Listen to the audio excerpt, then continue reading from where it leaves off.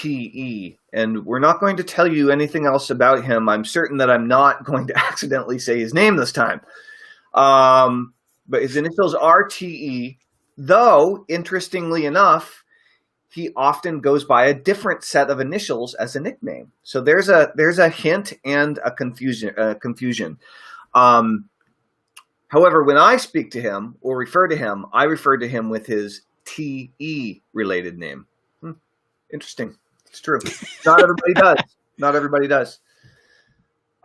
Brilliant thinker, brilliant business strategist and marketer, and I'm duly impressed with him or her. That's right, with them. Yes. So check it out. I think we should probably start with some positive focus. I need that right now. Yeah, let's do it, man. I've been getting my ass kicked for a couple of days. What are you positive about right now, Joshua? You got anything good? Well, building on, I got tons of good stuff going on, but building on non-business related, building on our conversation with Yannick on Wednesday. And if you're just joining us and you didn't happen to catch that live, I highly recommend going back through either in the Art of Email Marketing or on Telman's profile or on mine and looking for that live and watching it. That was like awesome. And one of the things that Yannick recommended to me and to all of us, but it was based on something that I was saying that I do when I was journaling, is he said, write the questions with your right hand and answer it with your left hand. And I did that the next day, which was yesterday, and again today. And yesterday I had this surreal experience where it felt like after I got over the initial, like, this sucks, because it really did suck. I mean, like I had to chicken scratch. Well, I had to, my brain just isn't wired to write with my left hand. Right? I know. I've tried it before. It's really tough. But something really like all the self-consciousness about, like, am I doing it right? Is this this sucks. I'm not really getting anything out of it because my head was so much in, trying to figure out how to write rather than just be the channel, so to speak. But towards the end of it, it started to flow, and it was illegible in some regards, but it didn't matter because it was starting to flow. I went back to start writing with my right hand again once that whole process was done. And I wanted to just kind of like document out some of the things that I wrote with my left hand, right, just to make sure that I captured it. Cause I decided to capture with my left hand in an actual physical journal. Yeah. And on my iPad with my right hand on the iPad, so that I wouldn't waste time switching back and forth and blah, blah, blah. But I wanted to capture in my iPad what it was. So, long story short, I started writing it and I started seeing it, but then all of a sudden, whatever it felt like something not me took control of my right hand, and I started to write like a left-handed person, like I was writing the answers in my left hand. And it was freaky in a good way. It was just like, and I was very aware that I had like two competing energies. One was like the conscious mind and one was my higher self or whatever, but it was coming through, and then it lasted afterwards the same thing. And then I continued it this morning. I didn't have that kind of extreme surreal experience this morning, but I did start to write a lot clearer and good flow started happening. And then I decided to take a picture of the my handwritten stuff in a journal and add it to my iPad related notes. So lots of really incredibly great insights came from it. And the left hand, right hand, it was just, it's freaky, man. I don't know if everybody has the same experience, but it was definitely something different. Was neurons were firing that had never fired before, for sure. Yeah. Very cool. Very cool. I'm looking forward to trying that. It's neat. Oh, let's see. I thought of you because of the experience that you shared with me about driving home from Monroe. Monroe. Mm-hmm. and it felt like that to me. Yeah. It wasn't the same experience, but it Right. felt like that connection. Like a metaphysical moving out crazy of the physical world into a different dimension in some and way. it was like through Yeah. me, through my head, through Yeah. my hands. It was like it was weird. I Yeah. had to really focus on not being scared and not trying to shut it down, because my controlling type A personality wanted to, like, nope. But then I was like, no, I want this. I want to see what this is about. And Yeah. so it was very, I'm sorry to bring it back, but that you just reminded me with, the experience that you shared. Yeah, no, that's cool. That's cool. Very interesting. Very interesting. Well, I wasn't quite sure what I was going to do my positive focus about, so I'm glad you went first. However, it's funny that because something happened this morning that was really quite astonishing and really great, but I had forgotten about it. So, one way or the other, for the last day or two, I've been having a pretty hard time emotionally. And I had a call scheduled. It was a business call scheduled for noon today. And with a guy that I don't think you know, but maybe you do. His name is Dane Maxwell. I know the name, but I don't know him personally. Such a nice guy. This guy. So Dane, I don't truly know him that well either, but after Jody and I separated and I was all torn up about it, about a year and a half ago, Dane flew out from Idaho, like Des Moines, I think, and hung out with me for a day and then flew back. Neat. And very cool. Just because he's like, dude, seemed like you could use a friend right now, and he totally jumped on a plane, flew it. But we weren't that close. We've never done any business deals. We had never really hung out that much. He was just like friend in need, and he flew out, and I was like, wow. And we had he's one of the most heart-centered men I've ever encountered. Neat. Very neat. Truly, a truly compassionate, sympathetic, emotionally intelligent individual. And so we were going to get into this business conversation about this new project he's working on. And he's like, so how are you doing? And I told him how I was doing. And he's like, okay, you want to do an experiment? And then he took me through this whole this whole meditative process that just kind of helped me to really release a lot of the negative and bad feelings that I had been experiencing for the last couple of days that were just kind of holding on to me. And it was incredible. It was really, really, really good. And awesome. So hats off to Dane Maxwell, dude. You're awesome. That's awesome. I love that. Yeah. Very cool. So, yeah. So with that said, here's what we're doing. So we are actively attracting more perfect clients. And what we've been doing on these live streams is Joshua and I have been experimenting with talking through our business discussions. Some of, not all of, but some of our behind the scenes business discussions where we're figuring out our marketing, we're figuring out our messaging, we're figuring out our funnels, we're figuring out our positioning. And we can talk about these on private phone calls, and we meet every morning at 8 a.m.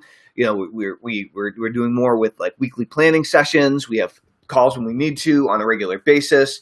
But we're like, wow, what if we publicly talked through some of our challenges, confusion, the problems that we're looking to solve? Things that we knew but we forgot.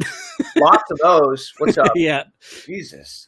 If I only remembered a tenth of what I've forgotten. That's why it's so important to start with what's working, because it's so true that I forget all the stuff that is working, and right. So then you're like, I don't know whether it's just my personality, but I tend to go through, to the stuff that I want to fix that I'm not where I want to be yet. Yeah. And I forget about like the stuff that is working or that has worked. And then I find that I'm reinventing downstream the same stuff that I've already solved. Yeah. Yeah. What's up, Max? It's very, very interesting. So we've been consulting with this guy. We mentioned, I guess he's a guy. TE. And TE has shared with us some principles, and we've been working out some of the messaging to, again, really attract perfect clients. And the things that we're talking through right now and getting more clarity on are, number one, I'm just pulling up my notepad here. Number one is the big promise of, in this case, what the NPOD process, the NPOD methodology delivers, right? When people when people become clients and students of NPOD, what comes out the other side? What do they get, right? Right. We talk about who those people are, and we have a pretty good understanding of who they are. And then we're also talking about the three biggest challenges or obstacles that the NPOD process solves that allow people to get the big thing that we're promising, right? And I think some of the stuff that's very useful that we still have yet to really get clear on, but I think it's extremely useful, frankly, for everybody that's ever faced with doing what we're doing for themselves or for other people or in collaboration with others, is that what are the things that in order for them to accept the solution, what has to happen prior to that mentally for them? What journey do they have to go on? What limiting beliefs do they have to give up in order to benefit from, or, have a new foundation, a new awareness of what's possible that is missing right now that would keep them from fully accepting and understanding what it is that we're offering. And we started talking through some of this on Wednesday when we were talking about scalable, and these words that are becoming so we think automated and scalable that everybody knows what we mean when they say that. But I think two things are going on. One is that it's become commoditized and that people just don't hear it anymore because it doesn't mean anything to them. And the ones that do are, they're not hearing it the way that we intend it to be, the way that we hear it when we say it and what it means to us and the benefits. And so I think there's a whole chain of what has to happen in order for them to accept this and this and this. That's right. For them to see the vision of what makes an NPOD so special and what having this type of a business asset built this way does for them. Then, what has to happen before that, what has to happen before that, and what happens, and I think there's probably 3 or 4 steps, not to say that there aren't people that get it, that when our message hits them, they're ready to hear it right now, but those people haven't been brought through the awareness cycle yet. That's right. So our very wordy promise, I'm going to give you our very wordy promise, and then our kind of one-liner that we came up with near the end that seemed to resonate well with some people. So the wordy promise that is not clear yet is how to build an automated, or to get an automated, passion-based internet business that automatically attracts and creates new customers and subscribers every day that makes sales of your products and services for you automatically. So obviously not a very well-structured sentence. The tagline that we ended up with is the perfect internet business plan and the ability to create it. Now, maybe that's where we're going to end, or maybe that's just a starting point to get even more clear. I like how clear it sounds, though, right? And our audience, who can really benefit the most from going through NPOD? Well, I can say as a hypnotherapist, I benefited an enormous amount by allowing my one-on-one hypnosis sessions that I used to create working with people face-to-face ultimately to be able to create completely recorded versions of my knowledge and expertise and to start selling recordings, right? And that gave me enormous leverage. And I think you just hit on something, and I've been thinking about this. I don't know if I've ever voiced it directly to you or not, but I've been thinking about it, that there's really, and I think this is what is creating confusion for our communications with other people.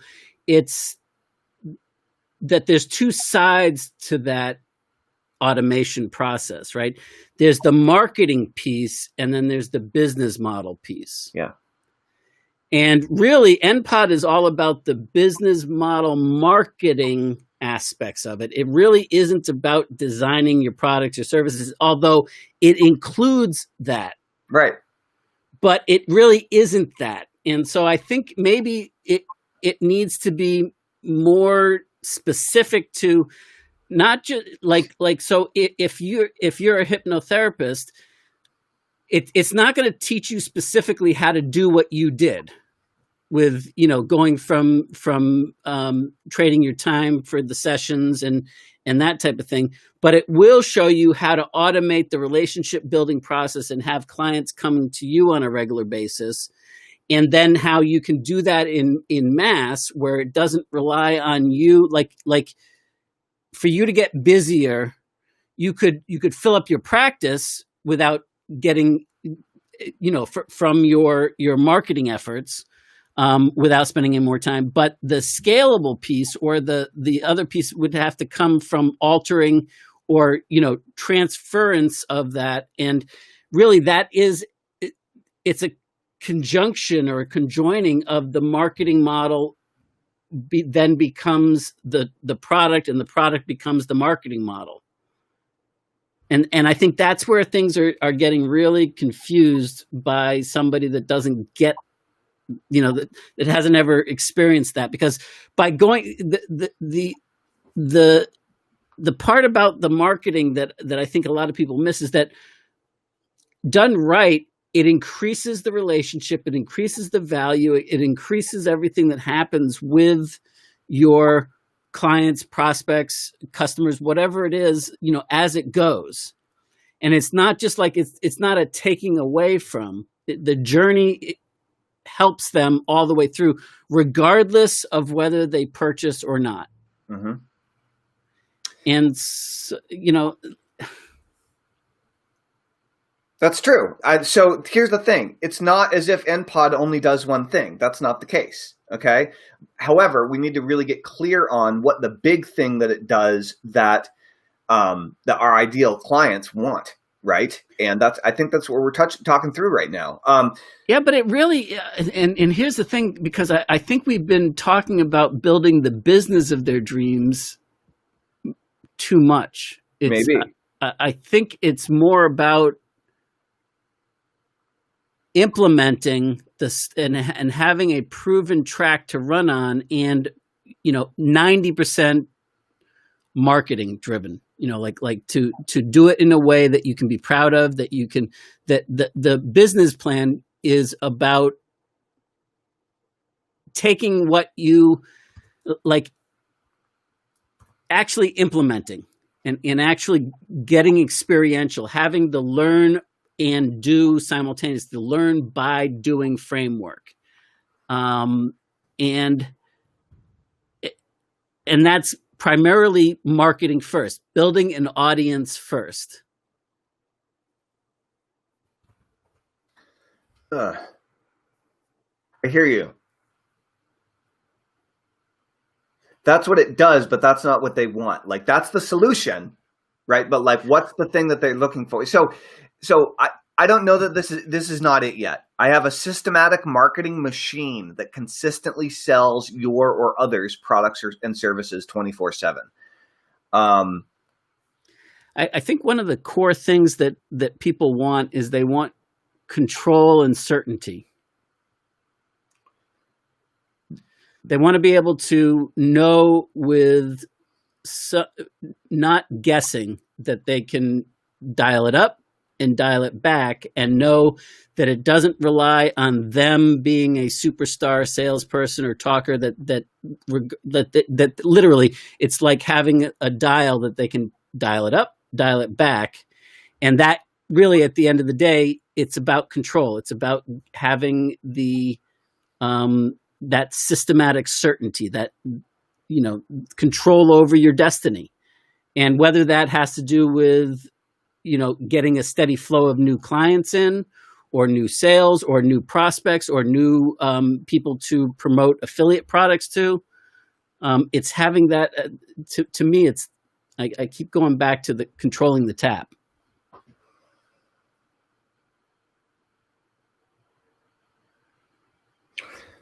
Well, but in a way, controlling the tap is a metaphor, right?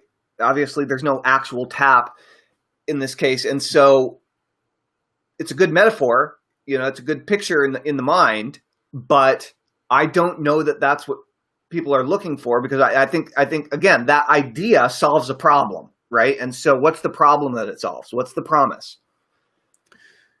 Getting business to come to you, as opposed to you having to go after it and chase it down. I mean, at the end of the day, it's flipping the tables so that the people are excited to get communications from you, whatever those communications are. They're excited. They're anticipating that their mental conversations with you via email or whatever. They're anticipating you become the bright spot in their day. Right. And that allows them to, your audience, to come to you, as opposed to you having to chase them down and saying, buy my stuff, buy my stuff, buy my stuff.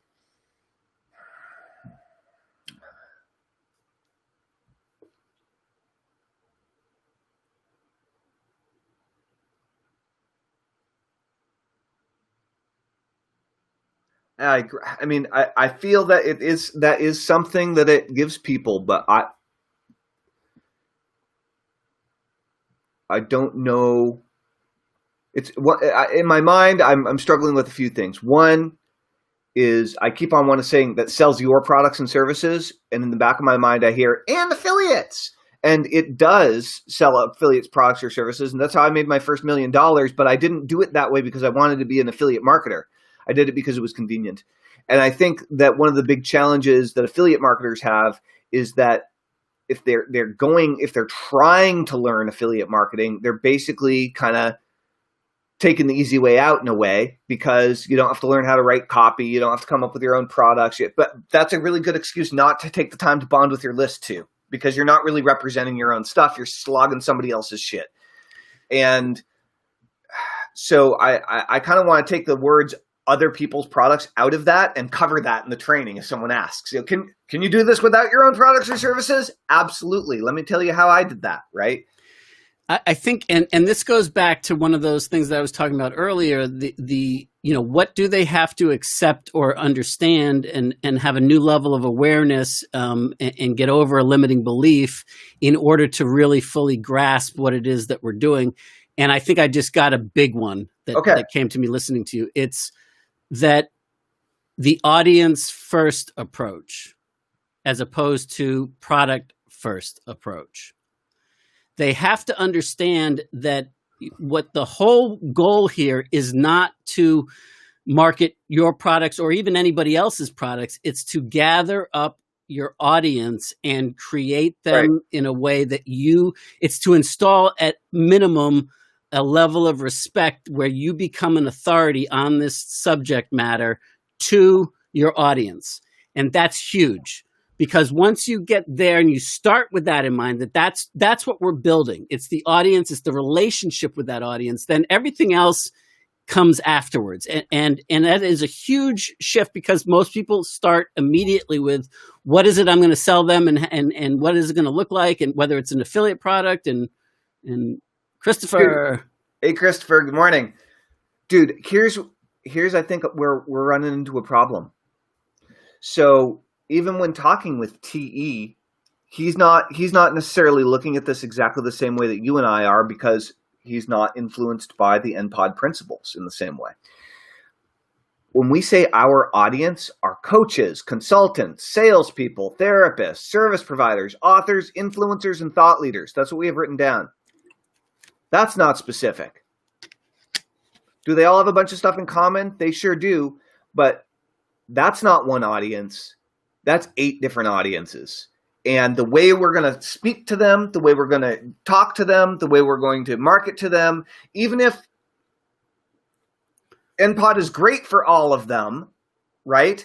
The way we're going to talk to an author is totally different than the way we're going to talk to a salesperson. Correct. But at the end of the day, I think, and this is one of, in my opinion, this is one of the big rocks that we've got to get people to understand. It's a foundational belief that needs to shift. And whether they're an author, I mean, how many authors do we know that they're trying to write the book first or come up with the perfect outline before they have their gathering of readers, where it's so much easier to do the other way first. And then you've got, ongoing forever, any type of content or books that you come up in the future. So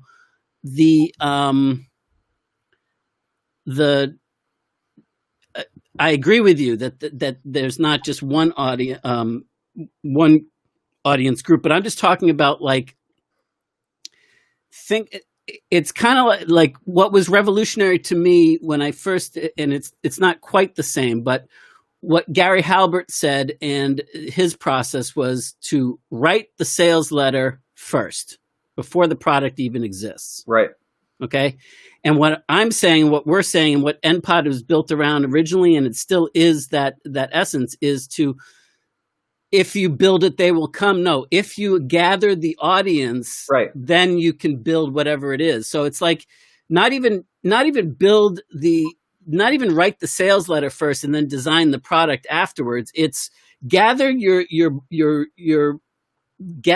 tribe together, gather your group together, influence them, create value, build up momentum, and then create marketing, and then create.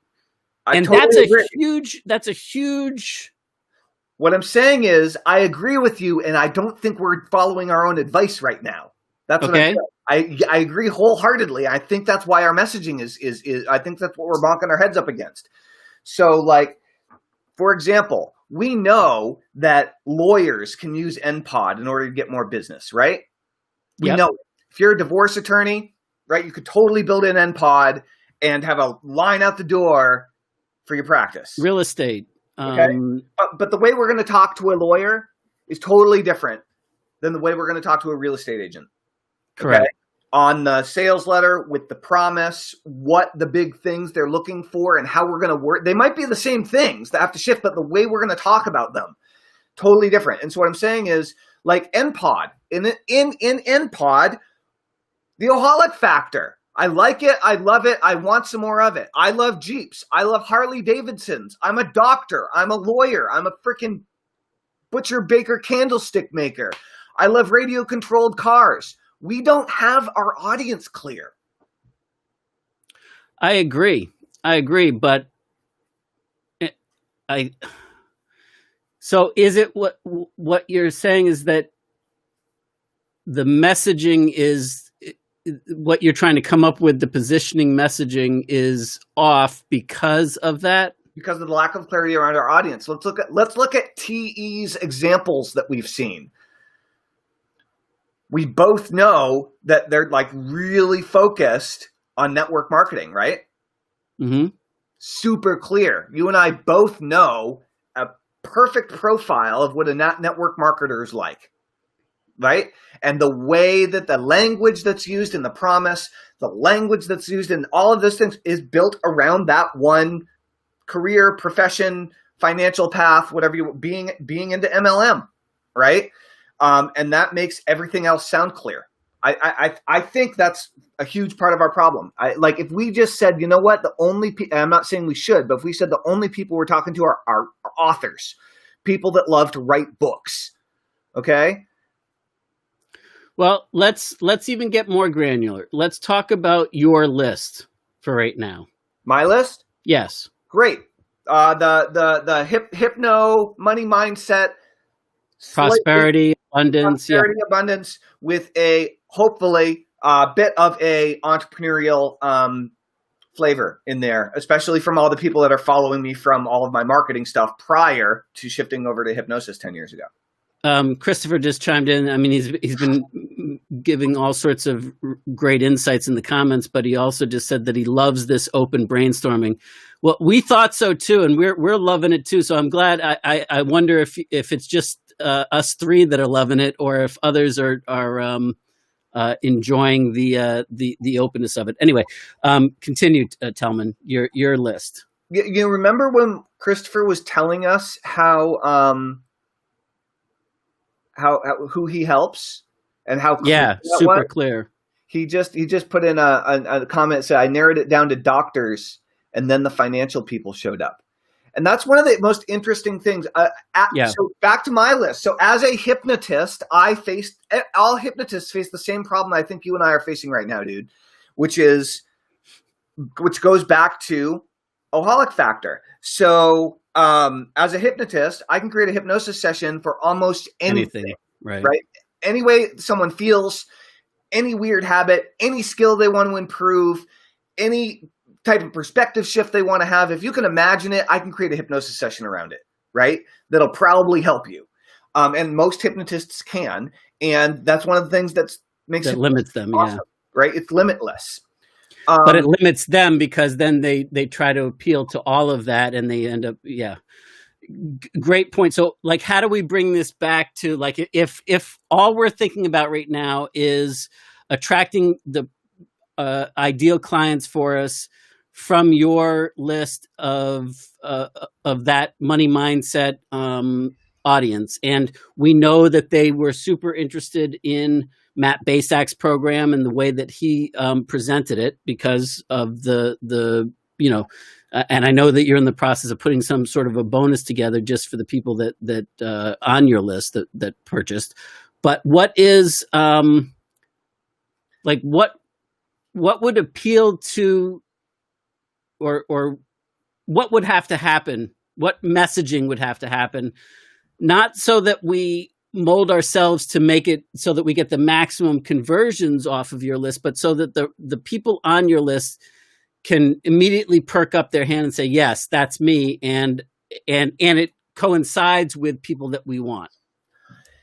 So this may or may not be it, but because we do want people who have established businesses more than we want people who have nothing, right? But budding entrepreneurs could be the target. And I know we've talked about entrepreneurs before, and do people have a good or a negative connotation with the word entrepreneur? It's a mixed bag. I think it's more positive now than ever. But if people like the idea and embrace the idea of becoming an entrepreneur, or becoming an internet entrepreneur, or becoming an internet marketer or email marketer, right, to add to what they're already doing, right? If they're there and they want to learn directly, that's low-hanging fruit, for sure. But I think we've already skimmed that cream. I agree. But at least who's the ideal customer, right? It's like, well, but I mean, like that. It goes back to what TE was telling us, and I think he's dead on that like, out of all the different options that are available that solve the problem, we're at a very small subset, which is great. But what we've got to do is, in order to appeal to those people, we've got to the people that all face a deep problem that we can solve. We've got to take them on a journey through the other options and show them why, and get them and lead them to the point where they get and they understand why email marketing, or why those types of approaches. So all I'm saying is that if we look at your list to start with, and there is an approach that, like for me, the way that I would position it, if it was my list solely and I had complete control over your list and what we would do with it, what I would do is I would enter in and I would start creating a conversation around people that are sick and tired of being sick and tired, that they're ready to start going pro and really taking it seriously and that they're, they're ready to follow in the footsteps of, what's his face? I'm drawing a blank on his name. Bagger Vance, the guy that wrote Bagger Vance. I don't remember his name. I just mentioned him anyway. That they're ready to start, like they understand now that stop looking for the shortcuts. It's not going to happen overnight, but I'm staying with this, and I'm going to the top of the mountain, and the world is either going to see me summit the mountain because I got there, or dead on the side of the road for trying, but I'm not stopping, and I'm going to enjoy the process in between. I mean, like they're ready to shift into that way of being, and not all of the people on your list. In fact, probably, at best 20% are able to, like, they're thinking about it. And frankly, because of the pandemic, that they're more open to that than ever before, that they realize that I've got to shift, and it's on me to create something. And I'm tired of playing a small game. It is time to play a bigger game. And Pressfield, yes, thank you, Chris. Yes, Stephen Pressfield. He wrote a book about creativity and going pro and fighting the resistance and all of that. When you make the decision to stop being an amateur and stop letting the obstacles stop you, and you're in it, and that it's not that the obstacles aren't going to come, and you accept that the obstacles are always going to be there, but that you're going to keep going regardless. Mm-hmm. Then it doesn't matter, like everything. So the way that I would view your list and what we could do to the maximum benefit to them and to the list is get people that have already come to that conclusion on their own, but haven't started to take action, but they're there, and get people that are on the fence, not giving it talk to it, but on the fence, and showing them, leading them, guiding them to make that decision, not pushing them, but allowing them to make that decision. Boom. Regardless of whether they've been in business before, but they're at that cusp, like you were when NPod fell on your. I'm thinking about people who are up for a challenge. Okay. And what's in my mind right now is, do you have what it takes? Do you have what it takes to become a successful internet entrepreneur? Yes, you're about to find out. And that's where the survey begins. I think that would work for the people that are already over the edge, but I think it's going to fail miserably to your list right now. It may. It's hard to say. I mean, fail miserably is going to be, or it might find the perfect people. Well, I think it will, but I think we may have already found them, right? Yeah. Well, I mean, there are a lot more, but I think so too. But so let's even do it more granular than that. Let's say, okay, let's speak to all the people that decided that they wanted to purchase Matt Basak's email marketing book from your list. There's only a couple hundred of them? Yeah, a few hundred. Yep. So if we were just speaking to those people instead of but knowing that they're on your list for a specific reason, and still keep that in mind, but just talk to those people. Like, what is it and maybe that's where the survey should start. But I don't think it should start with, are you entrepreneur enough, or are you, I think that's not going to be the way to get, like, are you sick and tired of being sick and tired? Are you ready to take control of your destiny, your future? Here's a simple step-by-step, plan to do so. Find out if if you qualify for that, or if this appeals to you, type thing. You know what I mean? I do.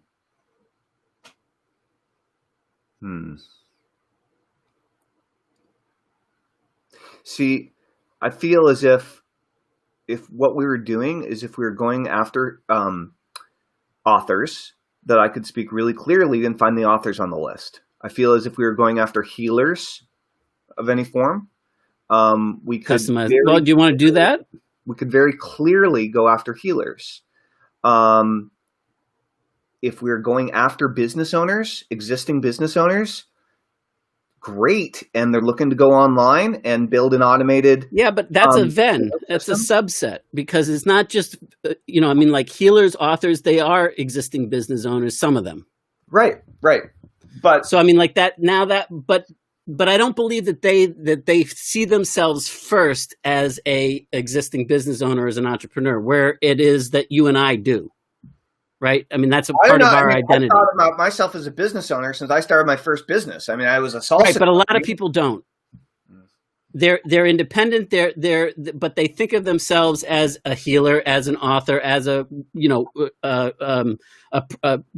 own a practice of some sort. They think of themselves as a coach or as a as a consultant, but they don't necessarily lead. Yes, technically they are a business owner because they have to, Let's send them an email that just says, do you own a business? If so, what kind? Boom. We'll find out in a hurry. We'll find out exactly what kind of business owners we have. I've never just done a Dean Jackson style, super simple email asking them, do they own a business? That's going to tell us exactly what we got. Okay. Boom. Interesting. I also have to jet at 3, which is in 5 minutes. So how about this? So first of all, I'm gonna write this down. And then, I mean, the other thing that we could do pretty damn fast, actually, is we could, of the 6 or 7 that you just said, we could come up with one for that, one for authors, one for healers, one for this, and just do a variation of the quiz for that. Yeah. And move them into IFL. Yep. Yeah. Okay. Well, so let's talk about, the audience. So if we go back down to the 3 big beliefs, I have a thought on this. It's a little one, but it's the idea of expanding your existing beliefs rather than to break your limiting beliefs. The idea is, well, what's the belief you have now? Yeah. And let's expand that to give you a little bit of a bigger world. See further. Yeah. Right? Yeah, I totally agree. Expand your beliefs around business and money. Guess what? You get to expand the amount of money you make right along with it. Pretty simple. So let's expand some. Let me expand your bank shifts. Yeah. Right. Yeah. So, shifts.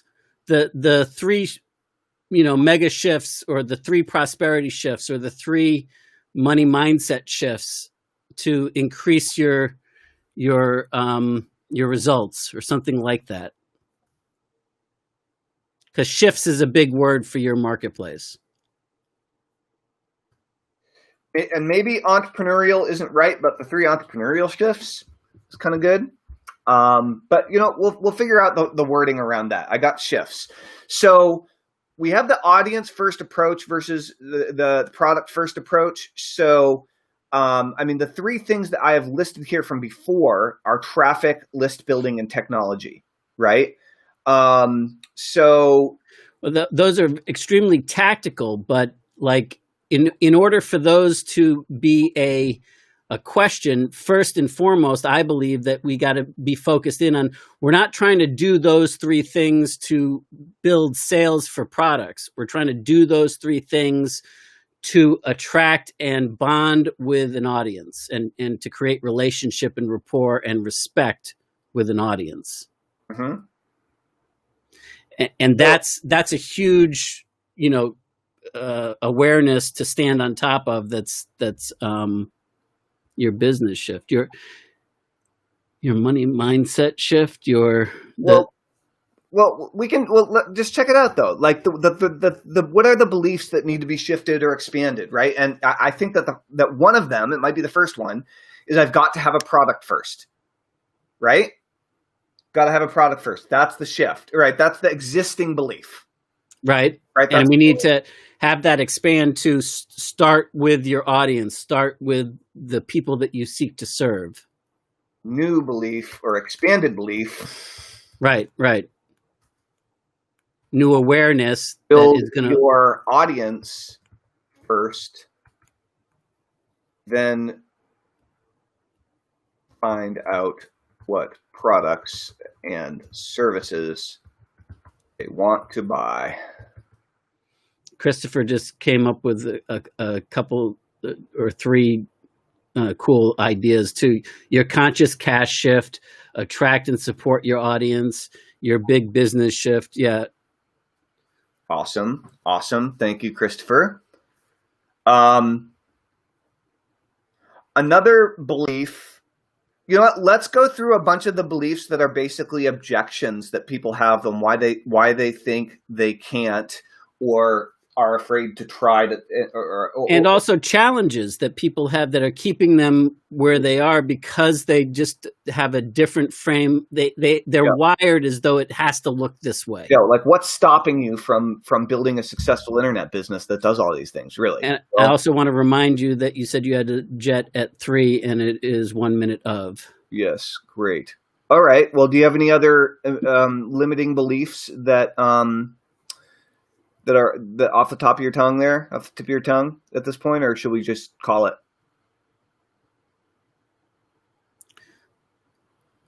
I'm sure that we could go down a rabbit hole and come up with some good stuff, but I don't have anything that's jumping right out at me like the audience. A big one is I don't know how to do the technology. Yeah. Technology is, that's stopping me. I don't know how to put up web pages, right? I mean, simply. Christopher just said something really, really cool, and it's right in alignment with what we started. But we're all wired for danger. Help them to escape. Interesting. And then time of death, call it. I think he's saying it's time to put a fork in it. We're done. Yeah, I know. Another one is, what's a common one about live streaming, for example? I don't know what I'd write. I don't know what I'd say. I'd run out of things to talk about. Yeah, that was a big one. That's why I can't be a guru, right? Yeah, and that extends to email too, right? I mean, like that. Like I don't have. I'm not an expert on anything. I don't have anything that I could. Why would people even listen to me?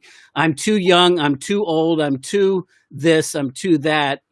Like first I have to get to this point before I can do X. All right, we're gonna have to keep brainstorming. What we need to do is we need to think about the things that are the limiting beliefs that NPod also solves as they go through the process, so they end up building these things. And we're getting there. We're getting there. Yeah. We're making great progress. And also, I think I want to keep in mind that it's about us remembering that there's a certain set of thoughts that need to, NPod might solve it, but not if they don't correctly understand what the basis is. So, like, I think that's where, like, if we can do some of that pre-paving and build and think about, like you just did with this process, tracing back to like, all right, so what is what's that limiting belief that they have it dialed into? And then what is how do we have to help them expand their awareness? Yeah. Or is it about limiting beliefs at all? Because I kind of feel like it's not. I kind of feel like it's more about like the key educational modules in NPod. Well, I mean, at the end of the day, like call it a limiting belief or whatever, but a belief is a thought, right? And like you've pointed out time and time again, and I agree with you 100%, all beliefs are limiting, right? By so nature, when you get dialed into it having to look a certain way, that this is the way it is, then you cut off all other possibilities. Yeah. And now your world is filtered through that. Right. And that's what we have to help them to start to see. In order for them to take full advantage of NPod, they have to start to expand that filter away from there. So whatever you want to call it, a thought process dialed into a certain way of their the way I have it is X, and that's the truth. That's my reality. That's the way it is. Yeah. All right. I need to go jump on this call. Okay. This is Hi, very Gene. good. Bye, Gene.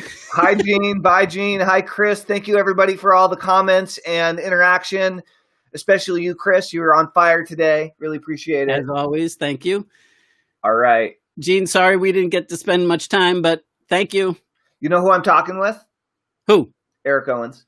Oh, tell EO I said hello. I will. All right. See ya. Later. Hey, Joshua. How late in the afternoon are you available to chat today? Depends on how long you want to go and how deep. I'll call you and we'll figure it out. All right, cool. All right. Bye, guys. See ya. Have a great weekend. You too.